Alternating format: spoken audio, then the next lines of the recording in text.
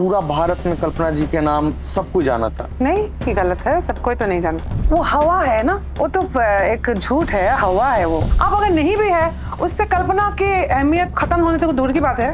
कम भी नहीं होता है, ज्यादा भी नहीं होता है। तो देखो एक लाइन कैसे समय काल के साथ बदल गया। उसके बाद उन्होंने समझा कि मेरा कंठ में कुछ बात है, तो इंडियन क्लासिकल म्यूजिक को शिक्षा दीक्षा उन्होंने मुहैया कराया। लखनऊ भाटखंडे शुरू से अब तक यहाँ तक एक कॉमन जो एनर्जी मेरे साथ हमेशा रहा वो बम बम है, बाबा भोलेनाथ। ये भोजपुरी से कनेक्शन कैसे बना, मतलब आप भोजपुरी में आई कैसे? मैं आपसे ये पूछना चाहता हूँ कि भिखारी ठाकुर जी के साहित्य में ऐसा क्या है जो आपको सबसे ज्यादा उनको गाने के लिए इंस्पायर करता है?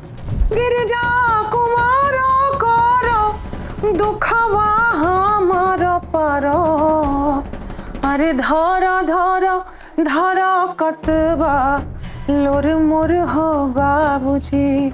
यूट्यूब वाला दौर शुरू हुआ तो यहाँ पे एक समय तक कल्पना दीदी के लिए वो भीड़ दिखाई नहीं, क्या कारण? अच्छी बात ये लगी कि अब अच्छे घर की लड़की भी गाएगी। मैंने सबको मेरे ग्लैमर के पीछे भागते हुए देखा, लड़कियों को। चले रही चाहर बाजार हिलला। अगर दिल में असमिया है भी तो मुंह में तो मैं भोजपुरी ही बोलूंगी जी। लेकिन सच्चाई यही है। क्या भविष्य में भोजपुरी गीतों को भी ऐसे बड़े प्लेटफॉर्म पे लाने की आपकी योजना है? राह बाटे कठिन मगर बाटे, मतलब इस एल्बम के आने के बाद एक भूचाल जैसा था, ये गजब हिट हुआ था। एट द सेम टाइम पति पत्नी है, at the same time just like boyfriend and girlfriend. दिनवा सुदिनवा के भेदिया भुलाइला। तो भिखारी ठाकुर भी इंटरनेशनली ऐसा एक सब्जेक्ट है जो माइग्रेशन के इर्द गिर्द घूमता हुआ भी एक सब्जेक्ट है। ना ही मेहनत से हर गीत को मैं गाऊंगी, उसमें से 2 चलेगा, 10 नहीं चलेगा, बट दैट डजंट मीन वो 10 खराब था। अम्रपाली जी आई डोंट नो, उनका और मेरा एक्सप्रेशन में ना कुछ तो है, वो ना पकड़ लेती है एक्सप्रेशंस को, और उसका फायदा भी बहुत एक्ट्रेसों ने उठाया। वो एक्ट्रेस खुद ही बोल रही है कि मैंने गाया है। छठ मतलब हमेशा से शारदा सिन्हा ही है। जाएम नौकरी पा भी ऐसे ना कहिए बलराम जी, घरे छुट्टी लेके और कुछ दिन रहिए बलराम जी। कि कैसे अगर यही गाना को लता जी गाती तो वो भी एहसास होता, अलग ढंग से कुछ आता। डगरिया जो हत ना हो, डगरिया जो हत ना हो, डगरिया जो हत ना, बीतत बाटे 8 पहरिया हो, डगरिया जो हत ना। वो तुम्हारी ताकत है भोजपुरी, तुम्हारी ताकत हो, और तुम पूरे भारत को हिला के रख देते हो। कभी कर्नाटक में हल्ला हो रहा है, कभी दक्षिण में हल्ला हो रहा है, कभी आसाम में हो रहा है। क्यों? मेरे सीनियर हो सकते हैं वो लोग, लेकिन उनका ये गॉसिप करना, जो गांव की औरतें गॉसिप करते हैं ना, उनको शोभा देते हैं। कोई प्रोफेसर जी हो, चाहे मेरे पिता हो, या फिर मैं तो उस लाइन में हूँ ही नहीं। ये गॉसिप बोलते हैं, पर चर्चा।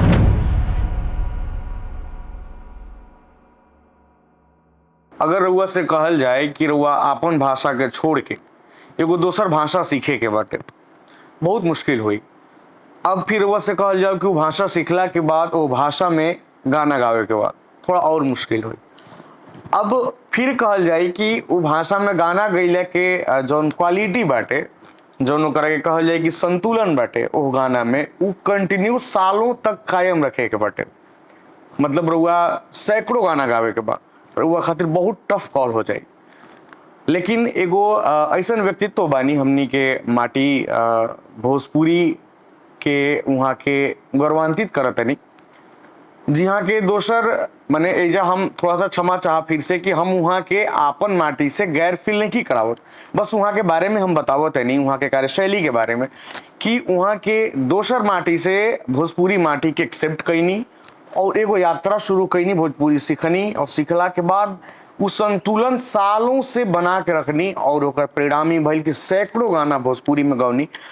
आज भी जब हमनी के अपना माटी में लेटा के अपना बोरिंग पर नहात समय अगर बुझा लगे कोनो गाना गावे के बा, कोनो गीत गावे के बा, छोड़ियो करा के अगर हमनी के छठ आवेला तो हमनी के घाट पे जात खानी, जौन कान में जगह जगह पे जौन साउंड बाजेला, हमनी के कनेक्ट जे करावेला छठ के साथे, घाट के साथे, एगो आवाज रही के बाद, और वो आवाज के नाम है आदरणीय कल्पना दीदी के। और कल्पना दीदी के साथ हमनी के कनेक्शन कहल जाओ तो चूंकि हमनी के वॉकमैन के जमाना के लड़का बन गया दीदी, और हमनी के माने कल्पना दीदी खातिर एगो सनक रहे कपार पे कि अगर कल्पना दीदी के कोनो गाना आइल बटे तो ऑडियो कैसेट ओकरी मिलत रहे, हमनी के नचा के आगे बढ़ावे के रहे, पीछे करे के रहे। तो वो दौर में आपके गाना सुने खातिर जो हमनी के कंपटीशन कैले बनी जाती थी, वो शायद कोई खातिर आदमी कैले हुई। तो हमनी के रउआ से कनेक्शन ऐसे भी बाटे कि रउआ हमनी के लइकाई के जो सबसे ज्यादा जगह गाना हमनी के सुनत रही जा वो नाम में रउआ शामिल बनी। और बदकुचन की सौभाग्य बा शैलेंद्र भैया से बातचीत के माध्यम से कि हमनी के कल्पना दीदी के आज सानिध्य में बैठल बनी जा, और कल्पना दीदी के यात्रा, कल्पना दीदी के ठहराव, कल्पना दीदी के सफलता, हर एक चीज पर आज बदकुचन बात करी। दीदी हमने बदकुचन के प्लेटफॉर्म पर और बहुत बहुत स्वागत बटे। बदकुचन के हम स्वागत कर रहा नहीं हमार आवास में, हमार घर में, और बहुत बहुत धन्यवाद कि अपन आप लोगन के भी समय बहुत सब लोग बिजी बने आज के समय काल में, और आप इतना दूर से बलिया से बिहिया से नोएडा तक यात्रा करके आइल बानी, और फिर स्टूडियो में भी हम लोग मिले मिलनी है जा। हाँ मिलने का जा। अलग अलग जिला में भोजपुरी बोले के शैली अलग बा, और हम तब भोजपुरी के पिछले 20 साल से गावत आनी, और यही खातिर हमरा के बोले के आवेला, लेकिन हमरा के बहुत जगह अगर in depth any discussion will go तब शायद व्याकरणिक गलती वगैरह हो जाए। तो यही खातिर हम बहुत भोजपुरी बोले के प्रैक्टिस तो नहीं खे, लेकिन सबसे मीठ भाषा बा, सबसे मीठ बोली बा, और भाषा की दर्जा मिले ई बोली के ई जीवन काल में देख के ऊपर जाने के सपना बा। ठीक बोला था नहीं ना? वो जैसे ही कहा कि हर एक भाषा में you can go say namaskar to all. Hi. This is Arastu and that is Arashmeet. Hi. तो दीदी मैंने भाषा के बारे में कहा जाला कि जो समझ में आ जाए भाषा, तो रउआ जोन कहा दिन हमने ऑडियंस बहुत बढ़िया से 20 साल से दीदी राउत बात के भोजपुरी में जो कहा तनी लोग बुझाता समझाता, और आज हमने के सौभाग्य बा कि हमने के इतना करीब से बैठ के भोजपुरी में बात कर, बहुत अच्छा लगा दीदी। अब हमने के सवाल जवाब के क्रम शुरू करते नहीं जा, और हम कहब कि हमारा प्रश्न भोजपुरी में रही तो वो हिंदी में जवाब दे सकते नहीं। Thank you. तो दीदी पहला सवाल ये बाटे कि रउआ 4 साल के रही, पहला बार गाना गावत रही, आसाम में गावत रही, आसामी भाषा रहे, असमिया, हाँ असमिया भाषा रहे, और आज सिर्फ आसाम में ना बल्कि पूरा भारत में कल्पना जी के नाम सबको जाना था। नहीं ये गलत है, सब कोई तो नहीं जानता। दीदी ये सहजता कहाँ चलाती हैं, पहले आप मतलब यही बताइए। जैसे कि अभी हमारे भोजपुरी में या फिर जहाँ भी जो लोग हैं, अभी मैं गाड़ी में बैठा था भैया से भी बात कर रहा था मैं कि आप जो एक ऑरा फील कराते हैं जो लोग, आपने क्यों नहीं कराया? ये कहाँ से लाती हैं आप? वो हवा है ना, वो तो एक झूठ है, हवा है वो। अच्छा हाँ, जैसे कि और आपने उनको और जो लोग ऐसा आपको हवा फील कराते हैं जी, वो तो फिर कभी कभी ऑटोमेटिकली होता है। जैसे ज्यादातर अगर राष्ट्रीय मंचों में जाती हूँ, जैसे अगर खासकर महोत्सवों में, उत्तर प्रदेश सरकार, बिहार सरकार, असम सरकार, तो जो पुलिस मुहैया कराए जाएंगे आपको, स्वागत करके कभी लेके जाते हैं, तो जो आपको स्पेशल फील होता है। और जिस दिन वो पुलिस नहीं भी होता है तो दोनों स्थिति में एक रहना है, मतलब हालांकि बहुत बड़ी बात हो जाएगी, इतना आसान नहीं है कि सुख और दुख में एक स्थिति रहना, वो एकदम साधना की बात हो जाएगी। लेकिन हमारी जो कंठ है, कंठ में जो सुर है, जो सा है, वो मेरे पास बाउंसर रहने से या नहीं रहने से मैं नहीं बदलती हूँ भाई। आप आए हो मेरे पास तो मैं तो उल्टा सोचूंगी आपकी खुशकिस्मती है, आप नहीं भी है, आप हैं, आप सेवा दे रहे हैं, आप अपना कार्य करें, बहुत बहुत धन्यवाद। आप अगर नहीं भी है, उससे कल्पना की अहमियत खत्म होने तक दूर की बात है, कम भी नहीं होता है, ज्यादा भी नहीं होता है, वो इधर है। सीखने वाली बात है दीदी, और ये इसमें सीखने वाली कुछ नहीं, यही सच है। आपकी माँ जैसी है, आपकी माँ कैसी है, अब अगर कोई किसी की मम्मी जो बॉय कट में होंगी, बहुत स्टाइलिश होंगी, नेल पॉलिश उनको लगाना पसंद है, कोई एकदम माँ ऐसे, मेरी माँ बहुत सिंपल रहती है, मतलब उनका हिसाब से शिक्षा की बहुत अहमियत बचपन से उन्होंने सिखाया जी। और वो बोलती है बहुत सिंपल रहना हमेशा। उनका वो, हालांकि अभी के एजुकेशन में माँ को मैं बोलती हूँ फोन करके, माँ की अभी की जो स्कूल एडवर्टाइजमेंट कर रहे हैं ना, क्रिटिकल थिंकिंग बोल रहे हैं। तो critical thinking is important for this generation. तो आपने जो मुझे सिखाया था कि सिंपल रहना, वो आज के समय में अप्लाई नहीं होता है। तो देखो एक लाइन कैसे समय काल के साथ बदल गया। आज स्कूल ही एडवर्टाइज कर रहे हैं कि no, critical thinking is important, है ना। बिल्कुल। सो ये जो सच है वो समय काल के हिसाब से परिवर्तन हो जाएगा, लेकिन कुछ सच्चाई ऐसा है जो आप अंदरूनी आप क्या हो वो परिवर्तन नहीं होता है। और शायद मेरी माँ ने वही बोला होगा कि सिंपल रहो, जो है जैसा हूँ मैं वही हूँ।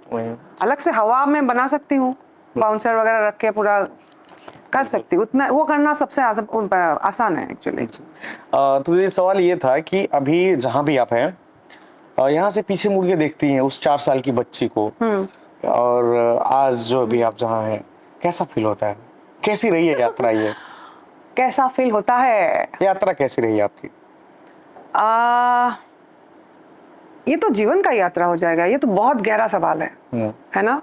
आपको भी अगर पूछा जाए, हर व्यक्ति को अगर पूछा जाए कि आप अगर पीछे मुड़ के देखोगे क्या चेंज करना चाहोगे, है ना।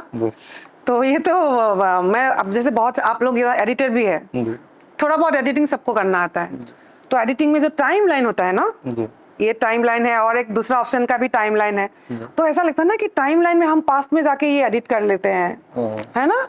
तो may be after 5th dimension हम लोग, अगर ये 3 आयाम में है ना, बोलते हैं कि 8 अभी 3rd डायमेंशन में है, सो may be 5th 6th 7th 8th dimension में जहाँ समय नहीं होता होगा, अरे वाह, तो वहाँ शायद टाइम लाइन एग्जिस्ट नहीं करता होगा। सो ये सब बोल के फिर बातों में कहीं और ले जाऊंगी। ओरिजिनल बात आपने क्या पूछा था उसको भूल जाऊंगी। मतलब सवाल ये है कि आपने जहाँ से जैसे 4 साल की बच्ची, वो 4 साल की बच्ची वो मंच पे गा रही थी, और आज कल्पना जी के सैकड़ों गाने हैं, तो उस वहाँ जो 4 साल की बच्ची यहाँ तक आई हैं, अगर थोड़े शब्दों में आप कहिए। हाँ, वही टाइमलाइन मैं सही जा रही थी, टाइमलाइन की बात है। तो इस जन्म में मैं कल्पना पटवारी बन के आई हूँ, बट आई नो नाउ, मैं ये जानती हूँ कि मैं सिर्फ कल्पना पटवारी नहीं हूँ, इस जन्म में मैं कल्पना पटवारी हूँ। तो अगर उस नजर से मैं बात को देखूं तो कुछ नहीं होता है मुझे, ना खुशी ना दुख ना कुछ एहसास अभी नहीं होता है, क्योंकि मुझे ये पता है कि मैं कोई कार्य करने के लिए इस जन्म में आई हूँ। जब तक उसको नहीं पहुंचेंगे, और जिस दिन आप उसको कंप्लीट कर लोगे उसी दिन आप स्वर्गवासी हो जाओगे। एकदम है सच्चाई। तो उस कार्य खत्म नहीं हो रहा तब तक आप जिंदा हो। जस्ट एक मकसद है कोई, और उस मकसद पे आप काम कर रही हैं। आई डोंट नो, उसको खोजते खोजते तो जिंदगी बीत जाती है ना, कि मैं क्यों पैदा हुई हूँ।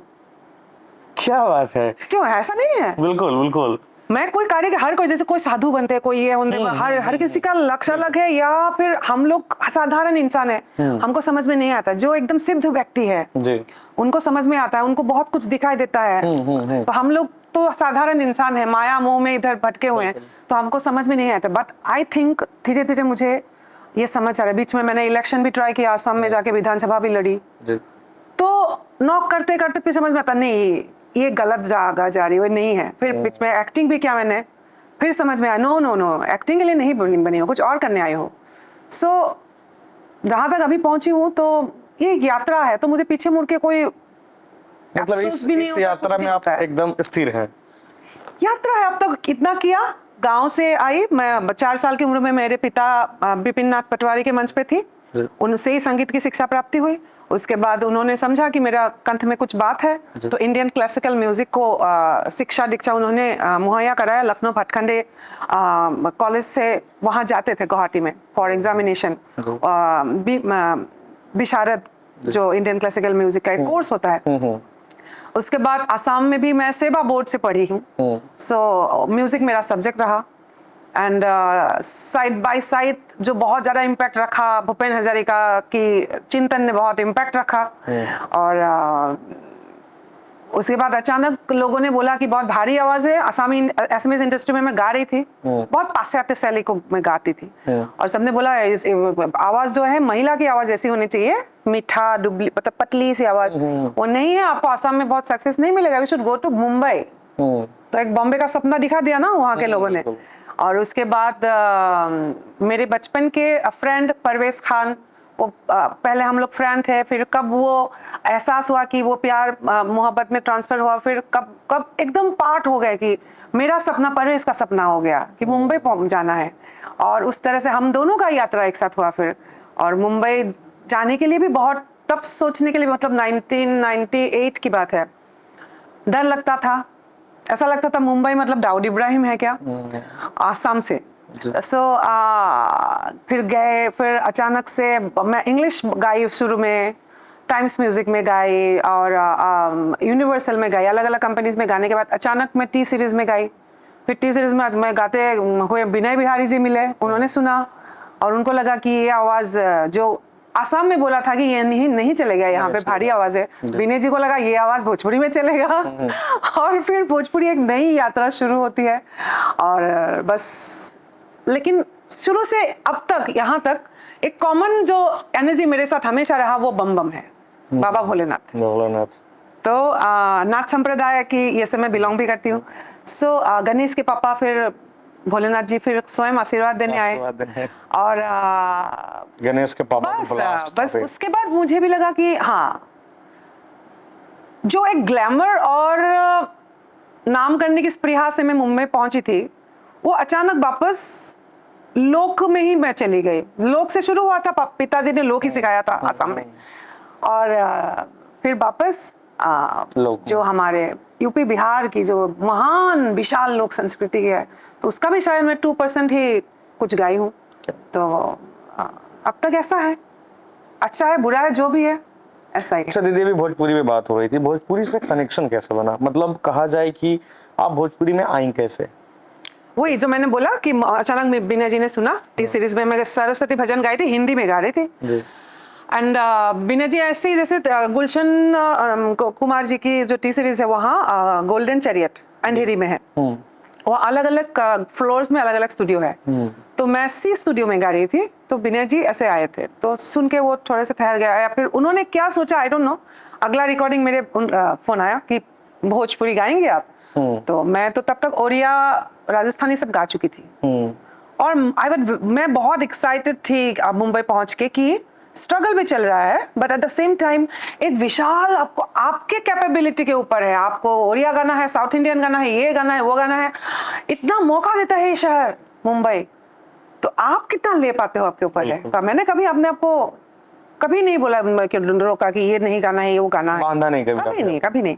फिर भोजपुरी गाई और छैला बिहारी जी के साथ शुरुआत हुआ। पहला गाना कौन सा था? पहला गाना होली गीत था।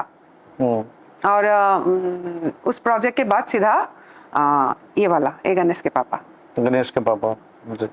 अच्छा, अब थोड़ा मतलब पॉडकास्ट को थोड़ा बनाते हैं जहाँ हम लोग बात करना चाहते हैं वहाँ। अच्छा जी।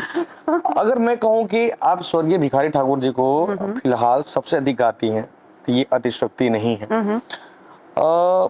मैं आपसे ये पूछना चाहता हूँ कि भिखारी ठाकुर जी के साहित्य में ऐसा क्या है जो आपको सबसे ज्यादा उनको गाने के लिए इंस्पायर करता है? भूपेन हजारिका।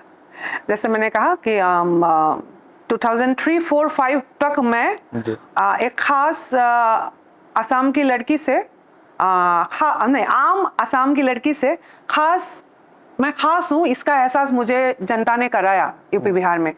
अलग अलग जगह में जब गाने गई मंचों पे, लाखों लोगों का भीड़ जब देखा, तो बहुत मतलब अपने जो बोला पीछे मुड़ के देखते हो तो कैसा लगता है। ये मोमेंट देने के लिए मैं शिव जी को या अल्लाह पाक को या जो भी शक्ति का नाम दे आप, मैं बहुत बहुत धन्यवाद देती हूँ। अपने माता पिता को भी, पिता ने मुझे सिखाया संगीत, बहुत बहुत धन्यवाद देती हूँ कि ये सब मोमेंट्स में मुझे देखने को मिला कल्पना पटवारी की जीवन काल को जीते हुए।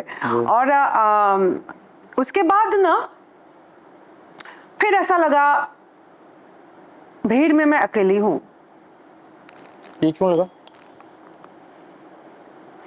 कई बार शोरगुल जो होता रहता, आपने जो शुरू में पूछा था मुझे, वो जो हवा के बारे में मैंने बोला जी, वो बात है यहाँ पे। वो मैं क्यों ऐसी हूँ, आपने जो बोला, मे बी मेरा इंस्टिंक्ट या नेचर ओरिजिनली वही है जी। और मुझे पता लगा कि ये जो सक्सेस देख रही हो, ये जो अच्छा लग रहा है तुम्हारे, किसको अच्छा लग रहा है? मेरे ईगो को अच्छा लग रहा है। मेरे ईगो को अच्छा लग रहा है ना। आप तारीफ कर रहे हो, कौन खुश हो रहा है? मेरा ईगो खुश हो रहा है। क्या बात है। एकदम वो 100% मैं नहीं हूँ। मेरी मैं का कई लेयर्स है। बिल्कुल है ना। बिल्कुल। तो ईगो इज सेटिस्फाइड। बट अचानक अगर कोई और आएगा कल, तो भीड़ उनके तरफ भागेगा, तब क्या तुम दुखी हो जाओगे? कल्पना, अपने आप से मैं बात करती हूँ। और मुझे लगा कि वही गौतम बुद्धा जी के बारे में बोले या जो भी बोले, या ओरिजिनली मैं हूँ ऐसी। और ये सब, इसके लिए डिस्टरबेंस भी होता है कई बार। इंसान बहुत सोचता रहता है, ओवर थिंकिंग होता है। और फिर मुझे लगा कि नहीं, ये वो खुशी नहीं है जो हमेशा रहेगा। तो ऐसा क्या खुशी है जो हमेशा रहेगा? तो उसके पीछे लगा कि नहीं, मुझे ताली के लिए सिर्फ नहीं गाना है, मुझे लगातार कार्य करते रहना है। वो कार्य, कभी लोग ताली बजाएंगे, लोगों को अच्छा लगेगा, कभी वो जिसको फ्लॉप बोलेंगे, फ्लॉप भी होगा, लेकिन लगातार आपको कार्य करते रहना है। तो उसके बाद मुझे लगा कि नहीं, मैं जो भोजपुरी गा रही हूँ, और बहुत लोगों ने मुझे, क्योंकि मैं बॉलीवुड से भोजपुरी गा रही थी, तब तक मैं हिंदी फिल्म्स में भी 1-2 गा चुकी थी। और बहुत लोग जो मुझे बोलते हैं, कहाँ फंस गई हो भोजपुरी में जाके, तुम्हारी जो आवाज़ है वो बहुत ऊपर जाएगा, भोजपुरी में मत फंसो। बहुत लोगों का ये भी एडवाइस था। और पता नहीं, तब तक अटैचमेंट हो चुका था, मतलब वो घर मेरा हो चुका था भोजपुरी। और मुझे ये भैया लोग है, ये जो बॉम्बे में बोला जाता था ना, भैया मतलब बिहारी लोग। और मुझे ऐसा क्यों हुआ? ये तो प्यार ही है ना। बिल्कुल। कि बिहारी पंथी को कुछ भी गलत बोला जाए तो मुझे क्यों आहत हो रहा है? मैं क्यों आहत हो रहा है वहाँ पे? मैं क्यों आहत हो रही हूँ? तो हालांकि एक दिन हंसी मजाक में लालू यादव जी ने एक होली अनुष्ठान में बिहार में बोला था कि तुम्हारे पूर्वज असम यहाँ से गए होंगे, छपरा से। उन्होंने बोला था। अच्छा। वो सिंपल बात, लेकिन मेरे जहन में रह गया। अगर कोई पूर्व जन्म या कोई सब पुनर्जन्म होता है, हो सकता है मेरे पूर्वज गए होंगे, हो भी सकता है, कौन जाने। तो मुझे बहुत डेप्थ तक है भोजपुरी मेरे अंदर, बहुत ज्यादा है कि कुछ भी आप बोलेंगे ना, वो मेरी अस्मिता है। मतलब आज इस जन्म में वो मेरे मतलब मेरा परिचय है, अस्तित्व है। सो इतना गहरा कनेक्शन है, ये इमोशनल कनेक्शन है। तो मुझे लगा कि भूपेन हजारिका का तत्व को यहाँ ढूंढा जाए। मतलब जो मैं हजारिका जी की तलाश बिहार यूपी में करने लगी मैं। कहाँ, कैसे? जैसे भूपेन हजारिका समाज संस्कारक रहे, वो आम जनता की बातों को बहुत सारे गीत है, अभी असमिया में गाऊंगी तो आप समझ नहीं पाएंगे, लेकिन जैसे मैं अगर ट्रांसलेट भी, जैसे एक पॉलिटिकल भी लिखते थे बहुत, जो वो गाते थे। राई जाजी भावरिया देखे नात घर कुने की भाव लोबा आहा हमोय जेता कर। मतलब राइज मतलब जनता, आम जनता को बोल रहे हैं कि तुम इस नाटक जो है, ये देश नामक ये रंगमंच के नाटक में तुम भी किरदार हो, तुम कौन सा किरदार लोगे, को सब तैयार हो जाओ। वो किसको क्या हक मिला, आरक्षण मिला नहीं मिला, ये सब भी वो गीत में गाते थे। मतलब नॉर्मली वो सिर्फ प्यार मोहब्बत नहीं गाते थे कि लड़का मिलल लड़की मिलल, प्यार मोहब्बत सिर्फ वो नहीं गाते, वो उन्होंने नहीं गाया बहुत। फिर है डोला है आगे बाके रास्तों पे कांधे लिए जाते हैं राजा महाराजाओं का डोला। इसमें डोला मतलब देश, और जो डोला को उठा रहे हैं वो आम जनता है, और अंदर जो राजा बैठा है वो सरकार है। कि लास्ट में बोलते हैं कि कांधे से जो फिसला नीचे जा गिरेगा राजाओं का आसन यारो, नीचे जा गिरेगा डोला। मतलब हमारे में इतनी ताकत है गणतंत्र में, तुम्हारी सरकार गिरा सकते हैं, याद आ रही है, सरकार गिरा सकते हैं। तो ये सब आपके बचपन की ट्रेनिंग हो गया मेरा ये सब। तो ओरिजिनली मैं वही हूँ, लेकिन वहां से पहुंच के फिर मैंने कभी ये जो तात्विक बौद्धिक बातें हैं, ये बातों को, और ना हमसे भंगिया पिसाइए गणेश के पापा हो नहीं हर जात, मैंने उसको कम कभी नहीं आका। नॉर्मली क्या देखा जाता है कि हम तो क्लासिकल आर्टिस्ट हैं, हम तो साहित्य पढ़े हुए हैं, हम क्यों लोग गाएंगे, मेरा सम्मान का ये हो जाएगा। मेरे में यह बात है, मैं सब चीजों को एक लाइन में देखती हूँ। बिल्कुल। मतलब ऐसा नहीं कि गणेश के पापा का स्तर कहीं अलग है, भूपेन हजारिका के गीतों का स्तर हाँ, बौद्धिक क्षमता अनुसार हर कोई अलग अलग सुनेगा चुनेगा। बिल्कुल बिल्कुल। लेकिन मैं जब सब समझ रही हूँ, मुझे मेरे उस्ताद गुलाम मुस्तफा खान साहब जब मुंबई में मैं उनसे सीखी तो उन्होंने मुझे बोला था कि कल्पना, मैंने पूछा था कि मुझे इंडियन क्लासिकल बहुत नहीं सीखना है, मेरे कंठ से मतलब प्लेबैक सिंगिंग के मुझे ये और कैसे मसरीन हो मेरी आवाज। तो उन्होंने बोला तुम्हारे पास 20 रुपया होगा तब तो तुम कभी 2 रुपया, किसी कोई मांगेगा 2 रुपया दोगी स्टूडियो में, कब 5 रुपया मांगेगा 5 दोगी, लेकिन तुम्हारे पास 20 होना चाहिए। तो तुम्हारे पास इतना होना चाहिए जिस गीत में जो जरूरत है उतना डालना है। अरे बाप रे, बिल्कुल। तो गणेश के पापा नहीं हो सकता है वो, उस गाने में उसकी जरूरत नहीं है। जैसे ये गाना जो है रोमांटिक सॉन्ग, ये कहाँ आ गए हम यूं ही साथ साथ चल के, तेरी बाहों में है, तेरी बाहों में है, मेरी जिस्म जा पिघलते, मेरे जिस्म जा पिघल रहा है तुम्हारी बाहों में आके।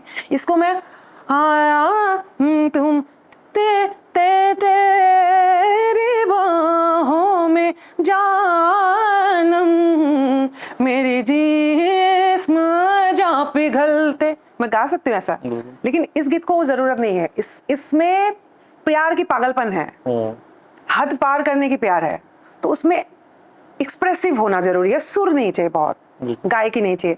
तो किस में कहाँ क्या करूँगी, तो उन्होंने मुझे गुलाम मुस्तफा खान साहब ने ये शिक्षा दिया था।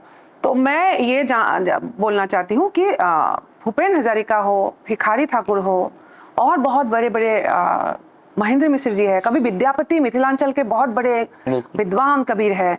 तो लेकिन मैं जस्ट बिकॉज भिखारी ठाकुर लोक कलाकार है, पढ़े लिखे नहीं रहे, उनके ज्ञान को शक मत कीजिए।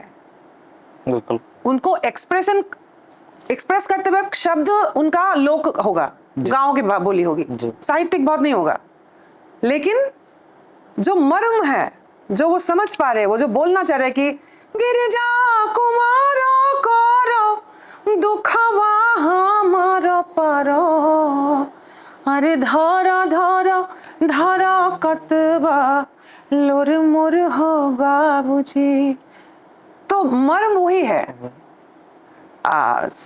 ये यात्रा एक्चुअली हजारिका साहब को भूपेन हजारिका से शुरू होती है और उनको खोजते खोजते भिखारी ठाकुर जी मिल जाते हैं जी।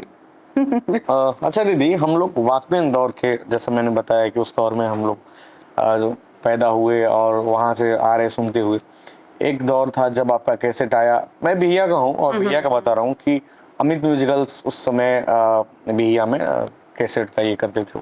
अच्छा। तो जब सेम डे अगर आपका आया है, अगर उस दिन चल गए तो मारा मारी करके मिल गया, अगर सेम डे नहीं गए तो फिर थोड़े दिन वेट करना पड़ता था कि आपके एंड से जब जाएगा कैसेट वहां पे फिर हम लोगों को मिलेगा। फिर आया यूट्यूब, व्यूज, एड, ये वो तमाम तरीके से रील, और ये जब आया तो आपके समकालीन कुछ गायक थे या फिर आपके पीछे के या फिर आपके बाद जो लोग आए, वो लोग तरह तरह का स्टार बन गए, कोई कुछ स्टार, कोई कुछ स्टार, कोई कुछ स्टार।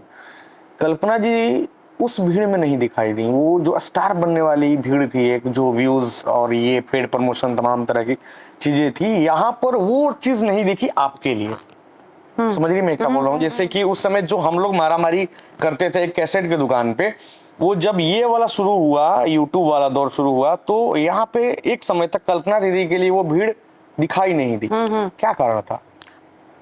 भिखारी ठाकुर के पीछे मैं भागी हुई थी तब उस समय का, जो ट्रांजिशन पीरियड बोल रहे हैं, क्योंकि भिखारी ठाकुर का जो लेगेसी ऑफ भिखारी ठाकुर, मैंने जैसे बोला, मैंने इंटरनेट में जब खोजा, उस समय बस नया नया बहुत इंटरनेट का जो डेस्कटॉप वाला कंप्यूटर होता था, उस समय की बात है मुंबई में, और करीब जैसे बोला 2003, 4, 5, 6, ये मेरा मतलब बहुत स्टारडम का समय, बहुत, मैंने बोला ना कि मैं मंच पे मैं अकेले लाखों की भीड़, लेकिन मैं अकेलापन जो यात्रा भी मैं बता चुकी हूँ अभी भी, उसी समय की बात है। और जब फिर 6 के बाद जब मैं भिखारी ठाकुर जी को खोजने लगी, तो 2008 के आसपास मुझे आरा के माँ काली बखोरापुर मंदिर प्रांगण में प्रयाग रामाज्ञाराम जी मिले, और वो गा रहे थे मुरे गंगा जी, जो बहुत सालों बाद अभी मैंने गंगा स्नान उनको ट्रिब्यूट दिया। उस समय तक जो आपने बोला ना भीड़ के जो कैसेट की मारामारी, वो तो मुझे मिल चुका था ना, लाखों की भीड़, लाख मतलब 1.5, 2, 3 लाख तक मैं भीड़ देख चुकी हूँ। वो मिलने के बाद अब मुझे क्या यूट्यूब का व्यूज, मुझे क्या मतलब लालच होगा उसमें। तो वो तो फिजिकली मैं वो देख चुकी हूँ ना, तो वो मैं टेस्ट कर चुकी हूँ, वो मैं टेस्ट करके आगे बैठी हूँ। आप लोग अभी आए हो तो हर एक को एंजॉय करने का हक है, और वो लोग एंजॉय कर रहे हैं, इसको अच्छी बात है। But at the same time you have to remember that you have some kind of responsibility towards your culture also. So ये जब मिल गया, मुझे टेस्ट कर लिया मैंने स्टारडम, क्या बात है। 3, 4, 5 मैंने टेस्ट किया, भरपूर टेस्ट किया, बहुत एंजॉय किया। और उसके बाद जब 6, 7 से भिखारी ठाकुर जी की ओर मैं मुड़ी, तो 8, 9 के करीब सुर संग्राम आता है, और अचानक मैं आर्टिस्ट से मैं जज बनती हूँ, मैं इस तरफ हूँ। तमाम लड़कियों को मैंने आते हुए देखा। अच्छी बात ये लगी कि अब अच्छे घर की लड़की भी गाएगी, ये चेंज दिखा। मैं जब आई थी 2002 में, मुझे ऐसा लगा था कि भजन के अलावा, छठ या खरांगन के गीतों के अलावा लड़कियां गाती नहीं थी। वो मैंने देखा था, वो एक समाज परिवर्तन मैंने देखा सुर संग्राम में, वो अच्छा लगा। But at the same time मैंने सबको मेरे ग्लैमर के पीछे भागते हुए देखा, लड़कियों को। चली रही अब पहाड़ शहर बाजार हिलला, मारी ठुमका तयू पे बिहार हिलला, कमर लचकाई ता दिल्ली सरकार हिलेला। मैं बहुत गाई आइटम सॉन्ग्स इस तरह, गावन वाले जरा ये सब। तो हर लड़की को मैंने वो कल्पना बनने की चाहत देखा मैंने, और मुझे लगा कि क्योंकि मैं मिरर की तरह अपने आप को उनमें देख रही थी ना, तो मुझे लगा यहाँ क्या करेक्शन की जरूरत है कल्पना। ये बहुत अच्छी बात है, लड़की आ रही है, but you need to do some, क्योंकि आप एडवाइस नहीं दे सकते कि ये होके के चाहिए, डूबे के चाहिए, उठे के चाहिए, ये बोल के फायदा नहीं है।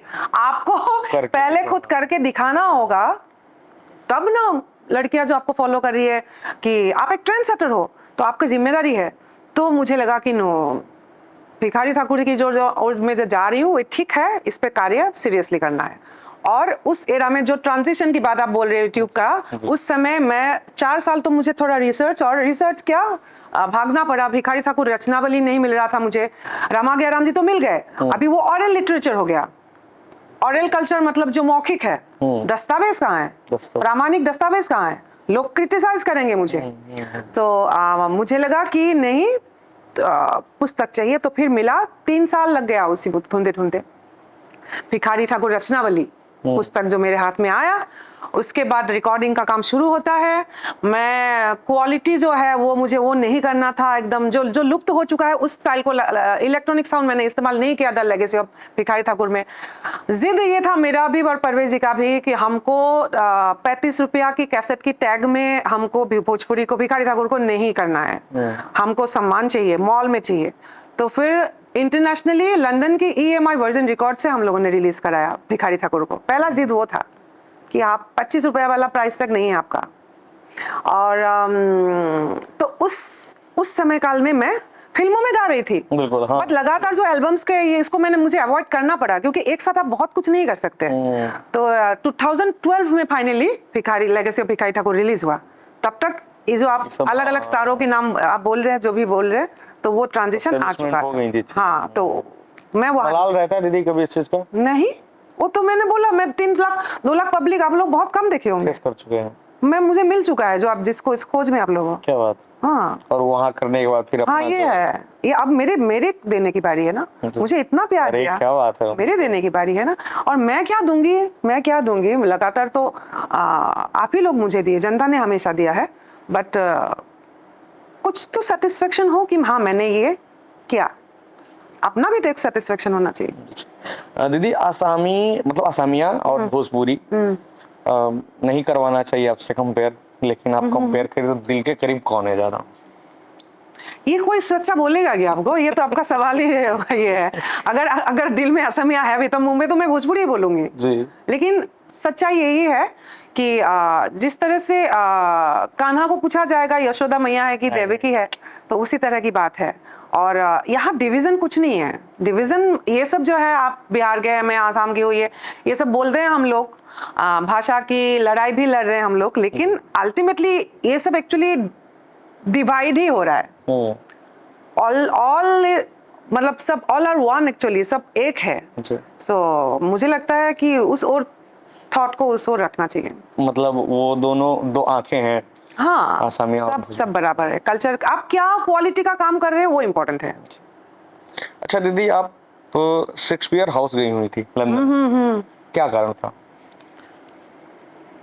एक्चुअली मैं खुद ही 3 साल ग्रेजुएशन में इंग्लिश लिटरेचर को पढ़ी हूँ मैं, एंड शेक्सपियरन जो लेखनी के स्टाइल है वो भी थोड़ा बहुत पढ़ने का ये मिला।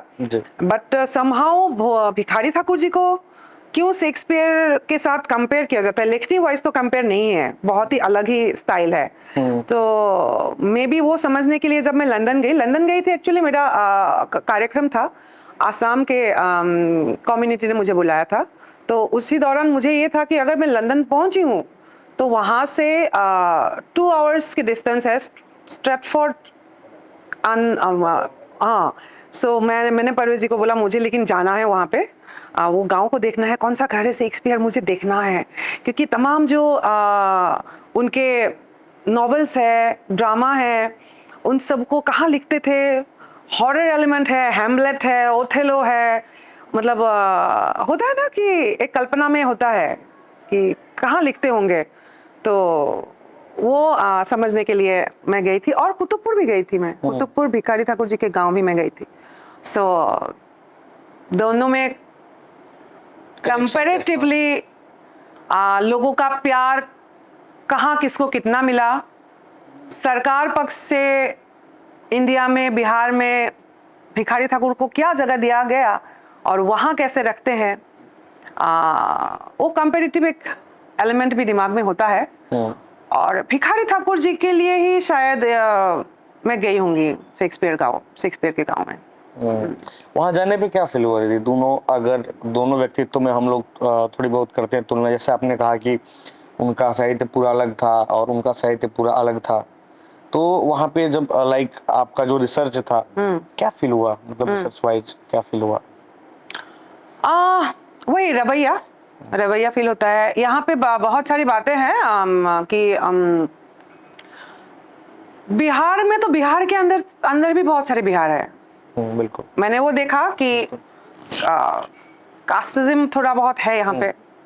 सो जो बटे हुए हैं ना, वो उसका भी असर हो सकता है, I don't know, because Bhikhari Thakur ji भी एक ऐसे वर्ग से आते हैं। बाद में जब काम करने लगे तो पता लगा, जो कि बहुत दुखदाई बात है। हम मतलब भूपेन हजारिका जी भी, हमको तो पता भी नहीं वो कौन से कास्ट से हैं, क्योंकि भूपेन हजारिका आसाम के जननायक। सो वहाँ मायने नहीं रखता है कि उनको, मैंने जैसे बोला आपको, पान दुकान में भी उनका छवि मिलेगा आपको, 5 स्टार होटल के भी लॉबी में, रिसेप्शन में उनका मिलेगा, और लोगों के दिल में बहुत रिस्पेक्ट है। यहाँ भी जागरूकता बहुत बड़ी है, but then also Bhikhari Thakur ji के प्रति जो होना चाहिए उस तरह से नहीं है। जैसे जो अनुष्ठान किया जाता है उनको श्रद्धांजलि देते हुए साल में एक बार, उस पे जिस तरह का इवेंट का एक जो होता है ना, जिस तरह के मतलब चकाचौंध वाली सेलिब्रेशन मोड में जो इवेंट होना चाहिए, वो जैसे ऐसा लगता है कभी कभी जैसे मजबूरी में हम लोग कर रहे हैं, वो दिखता है, वो दिखा मुझे। अच्छा दीदी, अभी ग्रैमी अवार्ड्स हुए थे, उसमें असमिया देवरी गीत को मतलब विचाराधीन किया गया था। क्या भविष्य में भोजपुरी गीतों को भी ऐसे बड़े प्लेटफॉर्म पे लाने की आपकी योजना है? हाँ, जैसे MTV कोक स्टूडियो 2015 में मैं पहली बार आखिरी बिरहा गाई, और उसके लिए ओपन रहना होगा। ओपन मीन्स परिवर्तन को इंसान हजम नहीं कर पाता है कई बार, कोई भी परिवर्तन हो, हर परिवर्तन को क्रिटिसाइज करके लेते हैं। वो पूरे दुनिया भर में हुआ है। अगर पहले बोला जाता था कि दुनिया चपटा है, अचानक अगर आके कोई बोला कि दुनिया गोल है, तो उनको भी उसको आलोचना से ये करना पड़ा। तो उसी तरह से अफ्रीकन स्टाइल में एक्चुअली पूरा जो शैली है, संगीत शैली है बिरहा का, खड़ी बिरहा ओरिजिनली तो विदाउट म्यूजिक गाया जाता है, लेकिन इस इधर बीट अलग था, डिंग डिंग डिंग डिंग डिंग डिंग डिंग डिंग। ओ ही वृंदावनवा में पकली बाइरिया की राधा तोरे दरिया झू। ये ताल अलग है, ये ढोलक तबला का ताल नहीं है। सो या आप जब सुनेंगे उसको तो आपको समझ में आएगा। तो वो जो फ्यूजन है, कभी कभी सोल को नहीं मार के, ओरिजिनल लोक की सोल को नहीं मार के फ्यूजन के लिए ओपन होना चाहिए आई थिंक।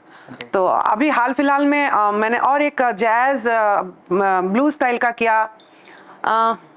राह बाटे कठिन मगर बाटे चाह बाटे अगर डगर बाटे होखे खपड़लिया महल होखे नेह बाटे तबे उ घर बाटे। तो इसको मुझे पता है कि ये ऑडियंस लेंगे नहीं, लेकिन करते रहना होगा इस चाह में कि ये नहीं चलेगा बाजार में, हम करना बंद कर दे तो फिर मैं कलाकार नहीं हूँ, मैं मजदूर हूँ, कलाकार नहीं हूँ, फिर मैं डेली ये के लिए मैं काम कर रही हूँ फिर जी। और दीदी आपका एक एल्बम आया था गवनवा ले जा राजा जी, मतलब इस एल्बम के आने के बाद एक भूचाल जैसा था, ये गजब हिट हुआ था। आपको क्या लगता है कि भोजपुरी इंडस्ट्री में आपको स्थापित करने में इस एल्बम का कितना योगदान था? मेरे साथ एक्चुअली स्पॉन्टेनियसली होता गया, क्योंकि मैं वो सोच के आसाम से नहीं निकली। आसाम से तो मैं भोजपुरी गायिका बनूंगी बोल के नहीं निकली थी। सो मेरे साथ जो भी हो रहा था ना, वो चेन सिस्टम में हो रहा था। जैसे इसके ये हो गया, इसके बाद ये, इसके बाद ये, इसका असर इधर हुआ, इधर लगातार वो होते गया। तो ऑफ कोर्स गवनवा ले जा राजा जी एक बहुत ही जैसे शादी से पहले, शादी फिक्स हो जाने के बाद जो एक गैप रखा जाता था, शायद पहले के समय में छोटे उम्र में एंगेजमेंट हो जाता होगा, और फिर एक वयस्क जब तक थोड़ा सा नहीं हो जाए तब तक दुल्हन की विदाई नहीं होती थी, वही गवनवा है। एट द सेम टाइम पति पत्नी है, at the same time just like boyfriend and girlfriend. So उसको मेरा भी जो उम्र था 21-22 साल की मैं थी। सो बहुत एंजॉय करके गाई मैं, एंड लोगों ने उस एनर्जी को फील किया, और full credit goes to Vinay Bihari ji, Rajesh Gupta ji, of course. दो लाइन सुना दीजिए दीदी। दिनवा सुदिनवा के भेदिया भुलाइला, भेदिया भुलाइदा, भुलाई के दिनवा सुदिनवा के भेदिया भुलाई के, अच्छा डोली लेके आ जा जी। भुलाई के है क्या? दिनवा सुदिनवा के भेदिया भुलाई दे, भेदिया भुलाई दा, हाँ के ना, डोली लेके आ जा जी, गवन वाले जा राजा जी, गवन वाले जा राजा जी, गवन वाले जा राजा जी, गवन वाले जा राजा जी। क्या बात है। अच्छा, आसामी लोग के बारे में मुझे बहुत कम जानकारी है, क्योंकि दूरी है। कुछ आसामी लोग का सुना देंगे दीदी हम लोगों को? जैसे आपने अभी बोला ना ग्रैमी का, देवरी एक अलग, असम में अलग अलग ट्राइबल समूह है, अलग अलग कम्युनिटीज है, तो हर किसी का बोली अलग है, हल्का फुल्का मतलब चेंजेस भी है परिधान में, खान पान में जी। तो देवरी ट्राइब एक ऐसा है, मुझे बहुत अट्रैक्ट करते हैं इनकी म्यूजिक, और एक्सटिंक्ट लैंग्वेज में, डायलेक्ट में आता है। यूनेस्को के जो 197 डायलेक्ट्स है हमारे इंडिया के, उसमें से एक है। सो और मेरा क्या है ना, जहाँ कोई नहीं जा रहा है वहां मुझे काम करना है, जहाँ भीड़ जा रहा है मैं उधर जाऊंगी नहीं, वो तो हो चुका है, तुम करो, कर रहे हैं लोग, जहाँ इधर कोई नहीं देख रहा है। अब मैं ये नहीं सोचती हूँ कि चलेगा, हिट होगा नहीं होगा, वही भूपेन हजारिका वाली बात, या फिर भिखारी ठाकुर जी ने थोड़ी सोचा होगा कि मेरा मार्केट में मुझे काम ज्यादा मिले और प्रसिद्ध होने के लिए बेटी बेचवा लिख दूं, ऐसा नहीं है। उन्होंने देखा ये प्रॉब्लम है तो उन्होंने लिखा। तो असम ये ऐसा है सिंगिंग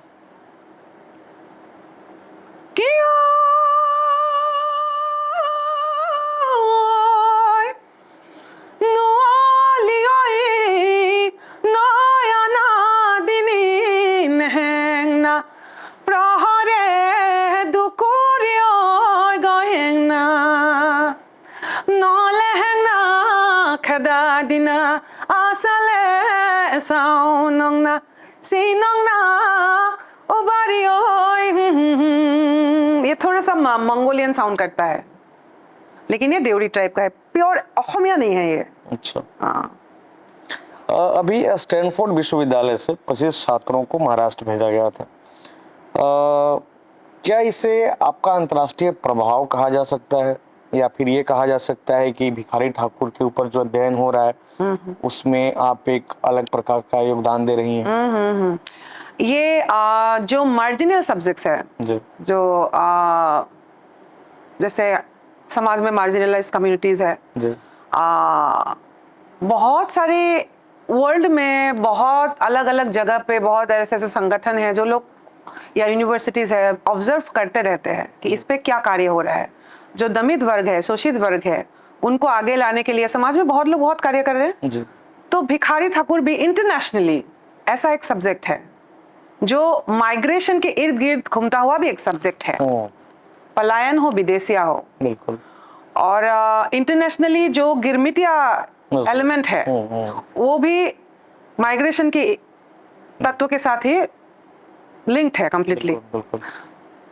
तो उस माइग्रेशन को स्टडी करने के लिए स्टैनफोर्ड यूनिवर्सिटी से आया था और भिखारी ठाकुर जी के ऊपर मैं तब कार्य कर रही थी। और बहुत वर्ल्ड वाइड ना एक अच्छी बात भी है, अभी इंटरनेट के थ्रू सब लोग कनेक्टेड है, जुड़े हुए हैं जी, है ना। सो वो लोग आए थे और 25 स्टूडेंट्स थे एंड उनके सब्जेक्ट का कोई ये पेपर का हिस्सा था, मतलब ये इसलिए आए थे वो लोग मुंबई में। ये अच्छी बात है दीदी कि आप जो बहुत भिखारी अच्छी ठाकुर बात के है। लिए आप कर रही हैं, ये अचीवमेंट हो गया। अचीवमेंट। मुझे अगर पूछे, आपने जो पूछा ना मलाल नहीं होता है कभी, नहीं भाई मुझे मलाल नहीं, इस पे गर्व होता है, ये ऐसी बातों पे गर्व होता है मुझे कि कल मैं रहूं या नहीं रहूं, जो भी हो, आज मैं जब नहीं रहूंगी भिखारी ठाकुर का नाम आएगा, इतना तो मुझे पता है मेरे। और यहाँ ये बात नहीं है कि भिखारी ठाकुर को प्रमोट करने की जरूरत नहीं है, मैं बार बार बोल रही हूँ, यहाँ भिखारी ठाकुर हो, भूपेन हजारिका हो, महेंद्र मिश्र, किसी को प्रमोशन की जरूरत नहीं, वो अपना कार्य करके गए हैं दुनिया में।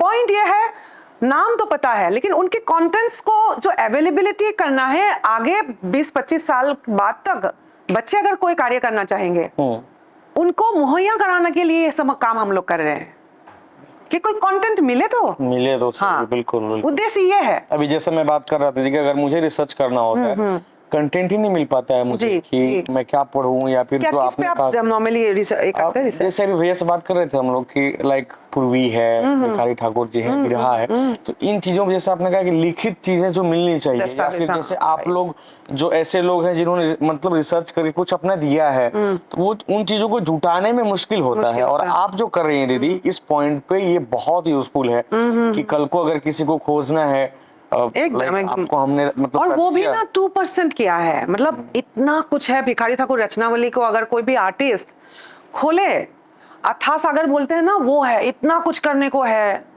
लेकिन बहुत लोग कर रहे हैं अभी, लेकिन सिर्फ गाने से नहीं होगा, नया कुछ लाना होगा। जो लेगेसी अब भिखारी ठाकुर में हम लोग कर चुके उसको नहीं, ऐसा कोई एलिमेंट को आप टच कीजिए जो किसी ने किया नहीं, तब क्या हो, वो एक कलेक्टिव सामूहिक एक चेष्टा जब बनेगा तो फिर इम्पैक्ट आएगा।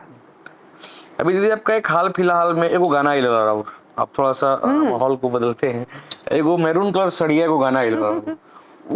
मतलब क्या है, अगर मैं जहाँ से बिलोंग करता हूँ उसके और उधर जाइए, एकदम दियर में जाइए, हमारे जो बिहिया से आप और बाहर निकलती हैं तो एकदम ठेठ दियर हो जाता है। वहाँ का जो आखिरी गांव है वहां भी ये गाना बज रहा था, मैरून कलर सड़िया, वहां तक आप पहुंची। तो सवाल ये है कि एक गायक के तौर पे जब आपका कोई एक गाना इतना हिट करता है, मतलब एक आपने दौर देखा है, उस दौर को देखने के बाद फिर से गाना इस तरह से हिट करता है, तो एक गायक के तौर पे आपकी जो साधना है उसको कितना सार्थक करता है? कुछ असर नहीं होता मुझ पे। क्यों? मतलब गणेश के पापा आज 25 साल बाद भी देवघर जाएंगे तो कहीं सुना है, अभी भी देगा आपको। हाँ बिल्कुल। तो मैरून कलर सरिया इतना तो हिट नहीं है कि वो गणेश के पापा को तोड़ दे, पहली बात। हाँ, ये अलग बात है कि मान लीजिए आपके बच्चे अगर हो जाए, उस उम्र के बच्चे गणेश के पापा उस समय में नहीं सुना होगा जी। लेकिन जहां आप हिट फ्लॉप और उसमें आ जाओगे व्यूज आज की जो जैसे थर्मोमीटर से बुखार मापते हैं, बिल्कुल। तो आज का जो मापने का है वो व्यूज हो गया। मपाई का जो इंस्ट्रूमेंट है वही चेंज हुआ ना, बाकी कुछ चेंज नहीं हुआ कुछ नहीं है। हुआ। हाँ, तो उस हिसाब क्या से ये बात। गाउन वाले राजा जी हो या फिर उसके भर के मैरून कलर सड़िया हिट नहीं है। इसलिए आप शायद मतलब मेरा रिसर्च जो मैं भी आपके साथ टाइम स्पेंड कर रहा हूँ, शायद आप इसीलिए बाकियों से अलग हैं क्योंकि आपके सर पे नहीं है वो चीज। आपने एकदम तुरंत कह दिया कि कोई असर नहीं है हम पे। और असर क्या कैसे होगा? देखिए अभी ना बात ऐसा हो गया दैट आफ्टर लेगेसी ऑफ हिकाइटो, जो मैंने बोला था, मैं भीड़ में अकेली पड़ रही थी, भीड़ में मुझे खालीपन लग रहा था, उसी समय ये गया स्टारडम का भूत मेरा, उसी समय गया क्या है। बात ठीक है। है, क्योंकि उसके बाद ऐसा लगा कि मुझे कार्य करना है। जब मैं भूपेन हजारिका को आइडॉल मान रही हूँ, बोल रही हूँ, तो सर पे कैसे सवार हो सकता तो है दिखना स्टारडम? चाहिए चरित्र में। चरित्र में देखना चाहिए बोल के बात नहीं है, मतलब जैसे राह बाटे, इस पे भी मेरा उतना ही नियत मेहनत उतना ही है। आज जो 2 गाना मैं करके आई हूँ, नियत इतना ही कष्ट है। जब मैरून कलर सरिया गाई, गाना क्या चाह रहा है उतना ही मेहनत से हर गीत को मैं गाऊंगी। उसमें से 2 चलेगा, 10 नहीं चलेगा, चलेंगे। बट दैट डजंट मीन वो 10 खराब था।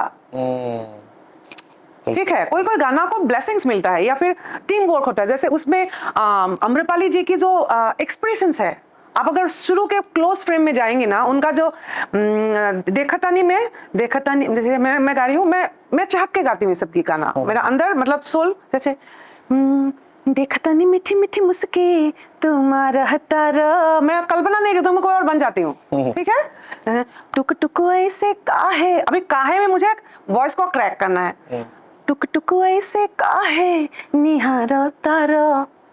तो इसमें जो एक खेल है इसमें, तो उस खेल को अम्रपाली जी, आई डोंट नो, उनका और मेरा एक्सप्रेशन में ना कुछ तो है, वो ना पकड़ लेती है एक्सप्रेशंस को, और वो देखिएगा देखा में भी दिखा था वो चीज। खूबसूरत एक्टिंग करती है वो, इतना भाव उनका इतना अच्छा है। नहीं, आप देखा था नहीं, मीठी मीठी का पहला 2 लाइन क्लोज जाइए अम्रपाली जी पे, रील्स में ऑलरेडी वायरल हुआ है, बट आप ध्यान दीजिएगा, अभी जब मैं बात को बोल रही हूँ ध्यान दीजिएगा, उसमें एक दो जगह ऐसा किया उन्होंने, देखा नहीं मीठी मीठी बीट दिखे टक टक टक टक टक टक टक, देखा नहीं मीठी मीठी मुस्की, इस बीट को उन्होंने कैसे पकड़ा है, देखा नहीं मीठी मीठी मुस्की, एकदम हल्का जो दिखाई नहीं देगा, पर टक टक 2 पकड़ा है उन्होंने, जस्ट ऐसा किया है। ये दिखाई देने वाला एक्सप्रेशन नहीं है, और जो दिखाई देने वाला एक्सप्रेशन नहीं है वो असर करता है। और इसमें अगर जबरदस्ती आप देखा तन्नी मीठी मीठी बहुत ज्यादा करते ना, वो असर नहीं होगा, और मैक्सिमम वो लोग वहाँ गलती कर जाते हैं, बट वही अम्रपाली जी अलग हो जाती है एक्चुअली। और नई झुलनिया में तो कुछ बोला ही नहीं ना, लिपसिंग नहीं किया तो इम्पैक्ट ज्यादा आया, लिपसिंग नहीं था वो, होठ से बोली नहीं है शब्दों को, बस बज रहेगा ना, और सब कुछ एक्सप्रेशन से बात हो रही है, आंखों से बात हो रही है, तो बलमुआ कैसे थे जब, कमाल का बहुत खूबसूरत। इसलिए आम्रपाली जी के हम फैन हैं दीदी, बहुत एकदम बड़ा फैन हैं। और बहुत सीरियसली काम करती है वो, बहुत सीरियस है, और पढ़ी लिखी है, और मतलब वो ऑरा समझ में आता है। दीदी ये कंपनी है टी सीरीज, आमतौर पे एक गायक में और एक कंपनी में कभी अनबन होता है तो कंपनी वाले केस करते हैं गायक पे और जीत ले जाते हैं। कल्पना दीदी में और टी सीरीज में शायद कभी अनबन हुई थी। कल्पना दीदी एक गायक के तौर पे इन्होंने केस कर दिया, और नहीं भी केस हुआ बल्कि केस आप जीत गई। क्या किस्सा था? क्या किस्सा था? वही किस्सा है कि मलाल थोड़ा सा है, भोजपुरी के लिए नहीं है। मलाल जब मैं आसाम से निकली थी तो मैं एक बिगर प्लेटफॉर्म के लिए निकली थी। ऑफ कोर्स आसाम से उत्तर पूर्वांचल से जो हमारे पूर्वांचल है वो लार्जर एरिया है, और भोजपुरी में वो सार्थकता मैं महसूस करती हूँ, सम्मान करती हूँ। बट आसाम से जब मैं मुंबई गई थी तो मैं सिर्फ और एक रीजनल भाषा में गाने के लिए नहीं गई थी। सो मैं ये भी गाना चाहती थी, वो भी गाना चाहती थी, मैं सब गाना चाहती थी, और मैं गा रही थी। जैसे गंदी बात बहुत हिट सॉन्ग है, और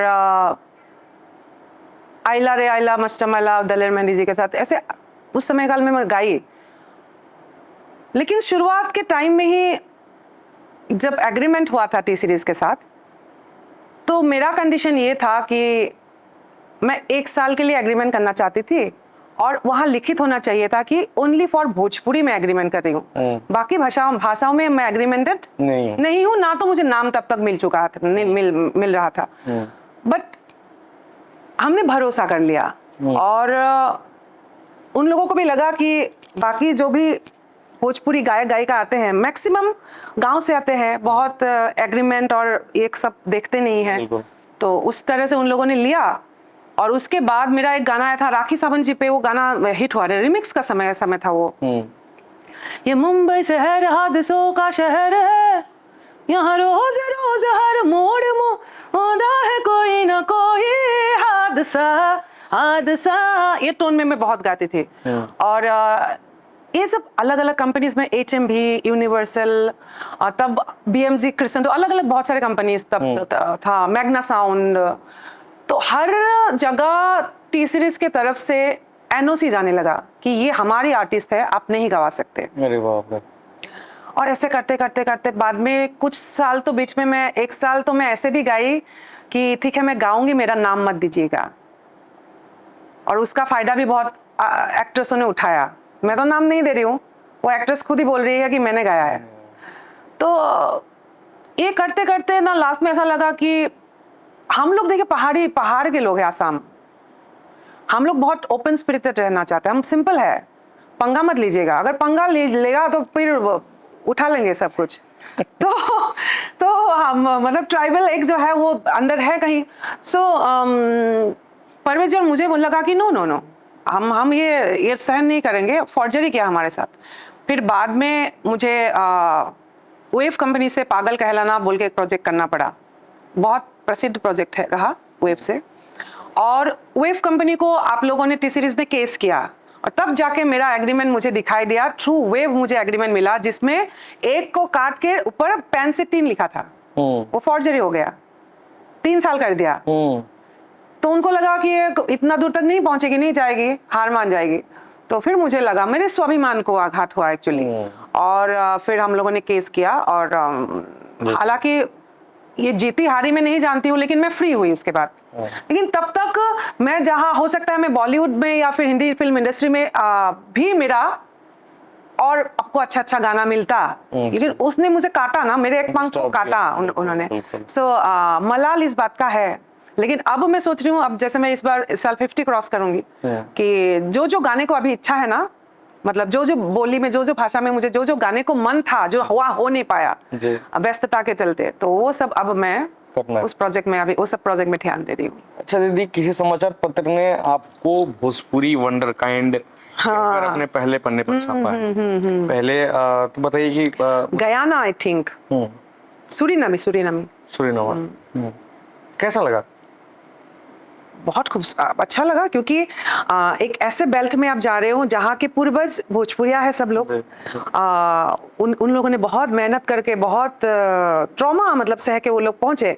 और जो आज की जो वहाँ पे जो भी पीढ़ी है, मॉरिशस हो चाहे फिजी, गयाना, आज लेकिन वो रंग लाया। जो माई बाप बोल के एक जगह है, मुझे अभी भी याद है, मैं भी ट्रिनिडाद में, तो उनका सैक्रिफाइस रंग लाया। आज की पीढ़ी बहुत अच्छा कर रही है वो सब जगह में।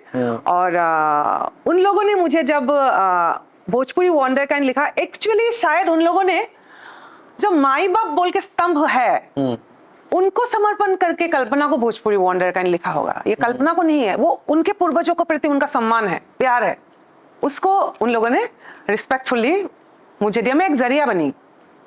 आप दीदी जो ये बात कह रही है, मैं थोड़ा सा आपसे असहमति जताऊंगा। आप जो ये बात कह रही हैं दीदी, ये एक कलाकार के तौर पे उपलब्धि होती है, जहां आप पहुंच के जो आप बात कह रही हैं कि नहीं, मेरे लिए नहीं कहा है उन्होंने अपने नहीं, एनर्जी जो है, मैं सामने हूँ शरीर में, बात को सुनो, वो मेरा मोमेंट आप समझिए मैं क्या बोल रही हूँ। जब मैं गई अलग अलग जगह पे, और मैं बहुत इमोशनल थी। मेरा मतलब वो 2014 में गई, मेरा दोनों बेटा, जुड़वा बेटा, वो 2 साल के थे, उनको छोड़ के मैं गई। जब मैं फ्लाइट में गई ना, मतलब यहाँ से एम्स्टर्डम से फिर अटलांटिक ओशन क्रॉस करके मैं जब गई 8 घंटा फ्लाई करके, और मैं बहुत रोई। तो फिर मैं कनेक्ट करने की कोशिश करते, मैं बस तो मैं 15 दिन में वापस जाऊंगी, और ये बहुत सारे लोग ऐसे लोग गए जो कभी वापस ही नहीं आ पाए।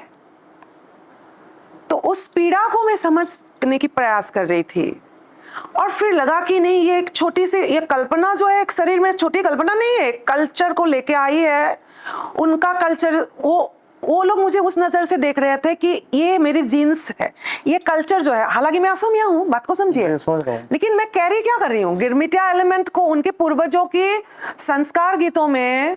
कभी मैं अगर बिरहा गा रही हूँ, पूर्वी गा रही हूँ, छठ गा रही हूँ, और उन गीतों के मार्फत वो लोग किसको कनेक्ट कर रहे हैं, उनके पूर्वज, दादा दादी, वो जो कष्ट सहते हुए। हाँ। सो मैं बीच में एक जरिया थी, एंड ये इतना वंडरफुल एक्सपीरियंस है एक आर्टिस्ट के लिए, मैं नहीं समझा सकती आपको, डिवाइन एक्सपीरियंस है ये। एक सुकून मिला होगा उनको, और उनके चेहरे पे दिख रहा है। हाँ, और उन लोगों ने, मतलब मुझे बहुत बुरा लगता है, अभी तो है भी नहीं मेरे साथ, मुझे बहुत लोगों ने ना, ये मेरी दादी का एक सीडी है, उन्होंने गाया था, अगर हो सकता है आप इसको जाके आपके स्टाइल में रिकॉर्ड कीजिएगा। मुझे बहुत कुछ दिया था, पता नहीं वो सब मैंने कहाँ पर रखा है, मतलब बहुत गलत लगता है ये, मतलब मुझे अभी कहीं होगा घर पे, और उन्होंने बहुत आस के साथ दिया है ना। हाँ हाँ हाँ। सो अभी है, नेक्स्ट मैं एक अनुष्ठान कर रही हूँ दिल्ली में ही। सब हमारे वो गिरमिटिया जो डिएस्पोरा के जो भी लोग हैं, वो लोग रहेंगे सामने, तो उसका शीर्षक ही मैंने माइग्रेशन रखा है। माइग्रेशन कंटेंट के साथ जुड़ा हुआ हर गीत को मैं गाऊंगी। अच्छा दीदी, अब थोड़ा आते हैं बिहार पे। मैं एक बिहारी के तौर पे खुद को जब देखता हूँ तो छठ से बहुत ज़्यादा कनेक्शन है। और हमारे यहाँ जब छठ आता है, और हम लोग जब अपने घर से, चूंकि 3-4-5 बार से मैं भी छठ कर रहा हूँ, फास्टिंग कर रहा हूँ। हाँ। अरे वाह। तो जब हम लोग और उस फास्टिंग में लेके जाते हैं दौरा, हमारे लिए इमोशन है दीदी वो। हम लोग जब घर से घाट जाते हैं, बिहिया हमारा जो है पोखर घाट जाते हैं, तो करीब करीब 15 जगह पे, 16 जगह पे अलग अलग जो बच्चे हैं हमारे, उनके जो लोग हैं, वो साउंड बॉक्स लगा के बजाते रहते हैं हमारे लिए, जो भी सुविधा वो लोग कर सकते हैं। तो वो 15 से 20 जगह पे मोस्टली 3 लोग बजते हैं, शारदा सिन्हा जी, पवन सिंह जी और कल्पना जी। तो दीदी पहले आप ये बताइए कि आप हमारे, मतलब अब आप हमारे ही बिहार के हो, मैं तो यही कहूँगा, सॉरी फॉर दैट, जो मैं कब से कह रहा था कि आप आसाम से हो, आसाम जी जी जी। तो पहले आप ये बताइए कि छठ से कितना कनेक्शन महसूस होता है आपको? मैं एज एन आर्टिस्ट जैसे मैच्योर होने लगी धीरे धीरे भोजपुरी गायिका के रूप में, जी। मुझे बोलते थे मेरे जो म्यूजिशियंस या सब लोग आसपास रहते हैं, उन्होंने बोला कि दीदी आप छठ को ना सिर्फ छठ के समय ही गाया जाता है, आप मत गाइए। लेकिन मैंने उसको तोड़ा। अब मैं इसलिए तोड़ पाई, मैं उसको कल्चरल आइडेंटिटी के रूप में देख रही थी। कल्चरल आइडेंटिटी अपने आप में बहुत बड़ा विषय है, बिल्कुल रिसर्च बेस्ड विषय है जी। जैसे दलाई लामा जी भी बात जब करते हैं ना, तो वो लिंग्विस्टिक लैंग्वेज की आइडेंटिटी के ऊपर बात करते हैं। चाइना और तिब्बत की जो भी बातें हैं उसको पॉलिटिकल नहीं रख के वो आइडेंटिटी की बात करते हैं। और यहाँ छठ को मैं बिहारी समाज की एक कल्चरल आइडेंटिटी के रूप में देख रही थी। त्योहार से आइडेंटिटी, अस्तित्व, आपकी अस्तित्व है वो। बिल्कुल। और मुझे लगा हर मंच पे मैं शुरू छठ से करूंगी। आपके लिए वो पूजन है, मेरे लिए आइडेंटिटी है, कर्तव्य जो बदलता है, जैसे जो भोजपुरी गायिका और भोजपुरी संस्कृति की आइडेंटिटी है। और मैं गाने लगी, गाते गाते फिर अलग अलग जगह में, पैडी फिल्म्स में, खासकर मुंबई में एक महोत्सव हुआ था, बहुत सारे, सुभा मुदगल जी और नूरा सिस्टर्स और बहुत बड़े बड़े आर्टिस्ट थे। तो वहां मैं छठ से मैंने जब शुरू किया ना, वो जो ऑरा था वो कमाल का, वो आप यूट्यूब में देखेंगे उसको, पैडी फिल्म्स।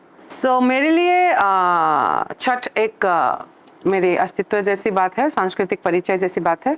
लेकिन सिंगिंग की जहाँ तक बात आती है, मैं समझती हूँ छठ मतलब हमेशा शारदा सिन्हा ही रहेंगी। छठ मतलब हमेशा से शारदा सिन्हा ही है।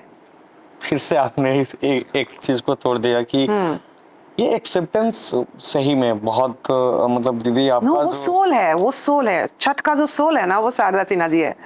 और अंतिम समय भी देखिए छठ मैया ही आई उनको लेने के लिए।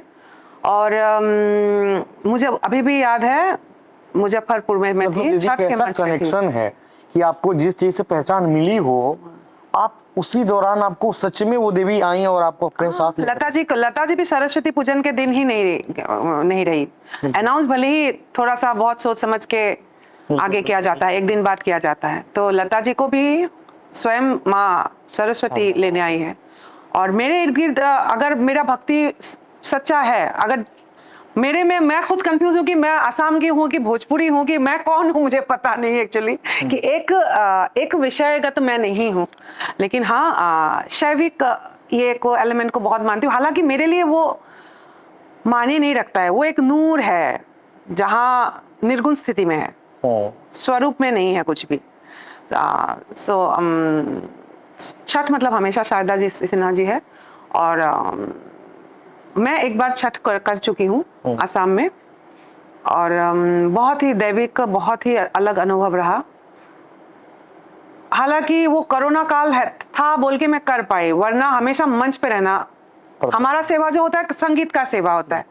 तो मेरी ये आग्रह अलग अलग जगह से रहती है कि मान लीजिए अगर अभी मैं दिल्ली में हूँ, नोएडा में हूँ, तो वो 2-3 दिन की जो भी कार्यक्रम होता है छठ के मंचों पे संगीत प्रस्तुतिकरण का, मैं एक ही बार छठ की हूँ और मैं छठ मतलब 3 बार करना चाहिए कम से कम, बहुत लोग बोलते हैं, तो करना चाहती हूँ। But at the same time जो मंच पे जो सेवा है वो भी छठ पूजन का, वो भी एक सेवा है।